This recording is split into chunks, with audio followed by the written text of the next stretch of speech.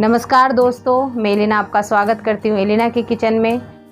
दोस्तों, आज मैं लेकर आई हूँ देसी स्टाइल फ़िश करी, जो कि भारत की लोकप्रिय व्यंजनों में से एक है। हमारे भारत में बहुत तरह की मछलियाँ मिलती हैं और सारी मछलियों का कुछ अलग अलग स्वाद है।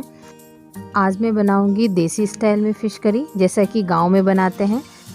तो चलिए मेरे किचन में और बनाते हैं फ़िश करी। मैंने 1 केजी की करीब ब्रिगेड मछली ली है, जिसमें कांटे थोड़े कम होते हैं, और मैंने इसको अच्छे से पानी से धो लिया है। अब मैं इसमें 1 टीस्पून हल्दी पाउडर और थोड़ी सी नमक डाल के मिक्स करेंगे। और मिक्स करने के बाद हम इसे आधे घंटे के लिए छोड़ देंगे मैरिनेट होने के लिए। जितनी देर में फ़िश मैरिनेट होता है उतनी देर में हम मसाले रेडी कर लेंगे। उसके लिए मैंने लिए हैं लहसुन की 6 कलियाँ और लाल मिर्च साबुत वाले लिए हैं मैंने 6, 2 टीस्पून पीली सरसों, 1 टीस्पून काली मिर्च और 2 टीस्पून जीरा साबुत वाले लिए हैं। अब इन मसालों को सिलबट्टे पे पीस लेते हैं। मैं 6 में से 4 लहसुन को पीस रही हूँ और 2 लहसुन को मैंने तड़का लगाने के लिए रख दिया है। मसालों को मैंने पीस लिया है। हमारा मसाला रेडी हो गया। आधे घंटे हो गए हैं। हमारा मछली भी मैरिनेट हो चुका है। अब हम इसे फ्राई करेंगे। गैस ऑन करके कढ़ाई चढ़ा लेंगे और उसको अच्छे से गर्म होने देंगे। जब वो गर्म हो जाए तब हम उसमें सरसों का तेल डालेंगे। सरसों के तेल को आपको अच्छे से गर्म करना है, धुआं उठने तक। अगर तेल अच्छे से गर्म नहीं हुआ तो मछलियाँ उसमें चिपक जाएंगी और फ्राई भी ठीक से नहीं होंगी। देखिए, तेल अच्छे से गर्म हो चुका है। अब हम इसमें मछलियों को डाल के फ्राई करेंगे। चलिए अब देख लेते हैं कि मछली एक साइड में कितना फ्राई हो गया है। अब हम इसको पलट लेते हैं। देखिए, फ्राई होके एक साइड अच्छे से पक चुकी है। इसी तरह से हम सारी मछलियों को फ्राई कर लेंगे। सारी मछलियों को मैंने फ्राई कर लिया है। चलिए अब हम इसकी ग्रेवी बनाते हैं। अब उसी बचे हुए तेल में हम पचफोरन डालेंगे, जिसे हम अचार का मसाला भी कहते हैं, और उसमें बची हुई लहसुन को मैंने कूट के डाला है।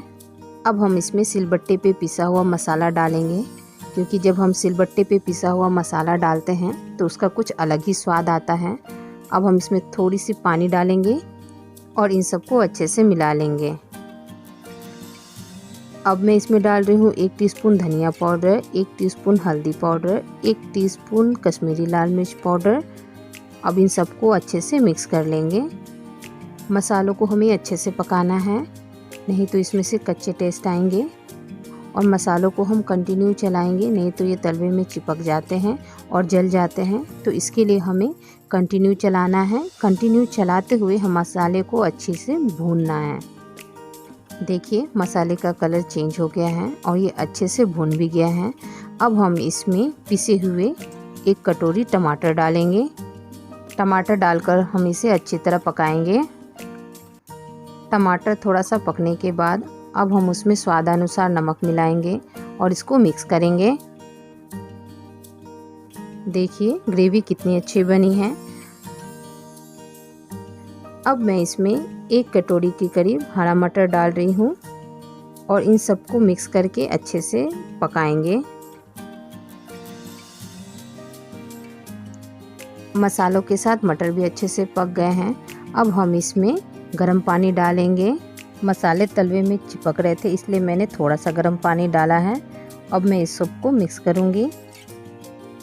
मिक्स करने के बाद अब हम इसमें फ्राई किए हुए फ़िश डालेंगे और इसको चलाएंगे। फ़िश में मसाले अच्छे से मिक्स हो चुके हैं। अब हम इसमें 1 कप के करीब गर्म पानी डालेंगे। पानी डालकर इसको हम अच्छे से मिक्स करेंगे और इसको 2 से 5 मिनट तक धीमी आंच पे पकने देंगे। देखिए, अब इसमें उबाल आना शुरू हो गया है। इसको 2 मिनट तक उबालेंगे। अब आखिर में इसमें कटे हुए धनिये डालेंगे और इसको हल्के हाथों से चलाएंगे। देसी स्टाइल फ़िश करी रेडी हो गया है। अब हम इसको परोसते हैं। देखिए, फ़िश करी कितना अच्छा लग रहा है देखने में, खाने में भी उतना ही स्वादिष्ट है। आप इसे एक बार ज़रूर ट्राई करें। और देखिए, इसकी ग्रेवी भी कितनी अच्छी बनी है। दोस्तों, अगर आपको मेरी ये वीडियो पसंद आई तो मेरे चैनल को लाइक, शेयर और सब्सक्राइब करना ना भूलें।